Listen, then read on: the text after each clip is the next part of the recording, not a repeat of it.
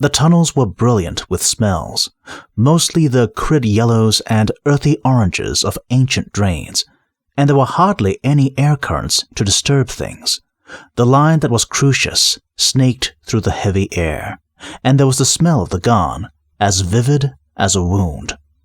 I smelled gone in the guild, she thought, just after Crucius walked past, and Gaspode said that was all right, because the gone had been in the guild, but it hadn't been fired in the guild. I smelled it because someone there had fired the thing. She splashed through the water into the big cavern and saw, with her nose, the three of them, the indistinct figure that smelled of vibes, the falling figure that was Carrot, the turning shape with the gone, and then she stopped thinking with her head and let her body take over.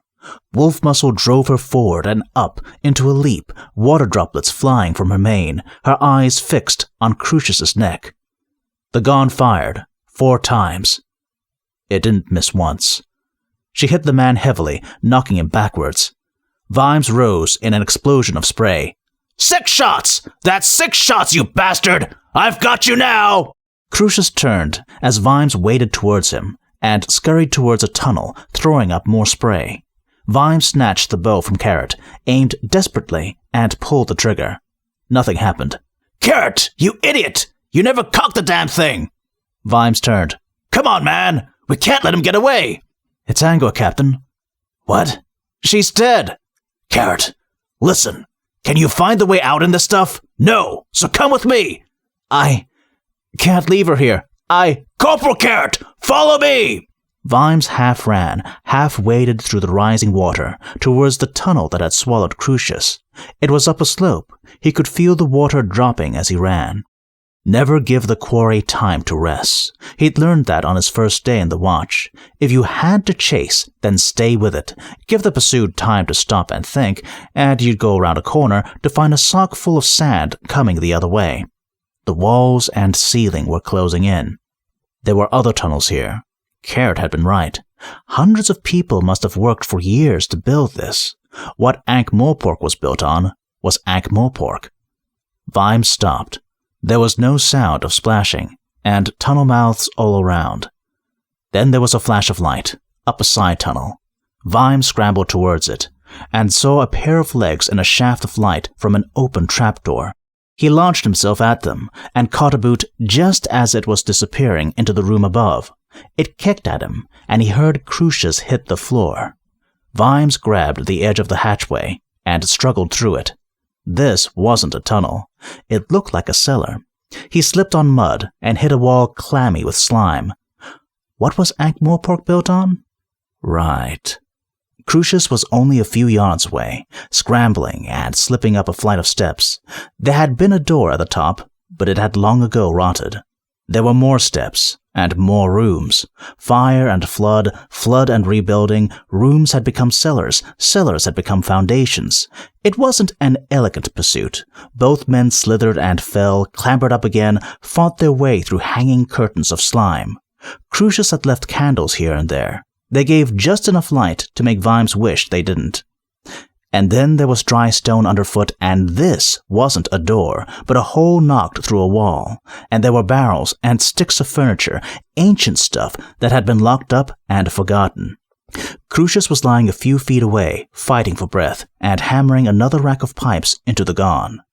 Vimes managed to pull himself up to his hands and knees, and gulped air. There was a candle wedged into a wall nearby. "God, you," he panted. Crucius tried to get to his feet, still clutching the gone. "You're too old to run," Vimes managed. Crucius made it upright and lurched away. Vimes thought about it. "I'm too old to run," he added, and leapt. The two men rolled in the dust, the gone between them. It struck Vimes much later that the last thing any man of sense would do was fight an assassin. They had concealed weapons everywhere. But Crucius wasn't going to let go of the gone. He held it grimly in both hands, trying to hit Vimes with the barrel or the butt. Curiously enough, assassins learned hardly any unarmed combat. They were generally good enough at armed combat not to need it. Gentlemen bore arms. Only the lower classes used their hands. "I've got you," Vimes panted. "You're under arrest. Be under arrest, will you?" But Crucius wouldn't let go. Vimes didn't dare let go. The gun would be twisted out of his grip. It was pulled backwards and forwards between them in desperate, grunting concentration. The gun exploded. There was a tongue of red fire, a firework stink, and a zing-zing noise from 3 walls. Something struck Vimes's helmet and zinged away towards the ceiling. Vimes stared at Crucius's contorted features. Then he lowered his head and yanked the gun hard. The assassin screamed and let go, clutching at his nose. Vimes rolled back, gun in both hands. It moved. Suddenly the stock was against his shoulder, and his finger was on the trigger. "You're mine. We don't need him anymore." The shock of the voice was so great that he cried out. He swore afterwards that he didn't pull the trigger. It moved of its own accord, pulling his finger with it. The gun slammed into his shoulder, and a 6-inch hole appeared in the wall by the assassin's head, spraying him with plaster.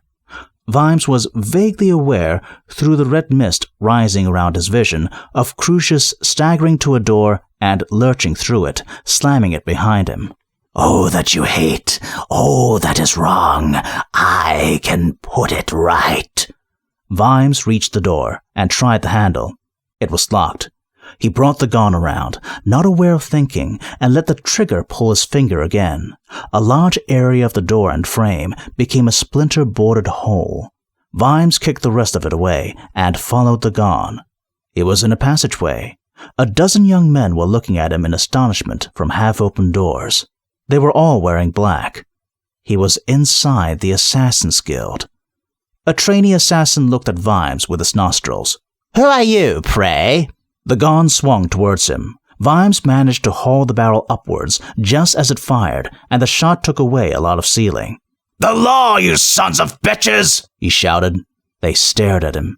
"Shoot them all! Clean up the world! Shut up!" Vimes, a red-eyed, dust-coated, slime-dripping thing from out of the earth, glared at the quaking student. "Where did Crucius go?" The mist rolled around his head. His hand creaked with the effort of not firing. The young man jerked a finger urgently towards a flight of stairs. He'd been standing very close when the gun fired. Plaster dust draped him like devil's dandruff.